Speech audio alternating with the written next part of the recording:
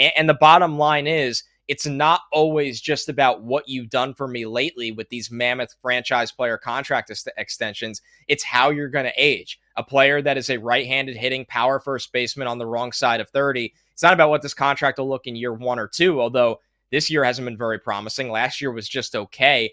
It's year 3, 4, 5, maybe 6, Joe, that could scare some people. Alonso, I'll say this, if you want some optimism as a Mets fan, unfortunately, if he doesn't turn this season around and gets back to the slugger that Pete has always been, he might not be taking a multi-year deal. He might be taking the qualifying offer, or a, similar to Sean Manaea, a 2-year deal that's really a 1 year with the opt-out. What do you think, Joe? Look, he is capable of putting a team on his back and carrying you through stretches where it feels like he homers every other day. That, like, if that started today or tomorrow, I don't think you or I would be like, oh my God, I can't believe that just happened, because it's Pete Alonso.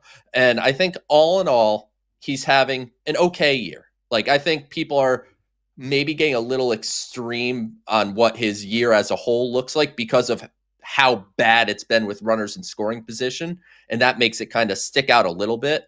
I don't think Pete's having by any means a great Pete Alonso year, or certainly not the kind of year you would have expected heading into a walk year right after hiring Scott Boras and getting ready for hopefully this big payday. But the way he's played this year, it is looking much more like, yeah, probably should have taken that money when it was offered, because like you said, Connor, I don't think he's going to see that type of money this offseason. And it might be a situation, we were texting about this yesterday, maybe this is a situation where you can get Pete Alonso back on like a Cody Bellinger type of deal. 3 years, slightly inflated AAV. There's an opt-out or 2 in there where if Alonso reestablishes himself, he could go back to the market. And, maybe the Mets will be more amenable to giving him, longer term if he, has that bounce back. So a very complicated situation. And I think this Pete Alonso contract talk isn't going anywhere. And I think it's going to be a conversation that we have potentially deep into January. I don't think he's going to be a quick free agency either.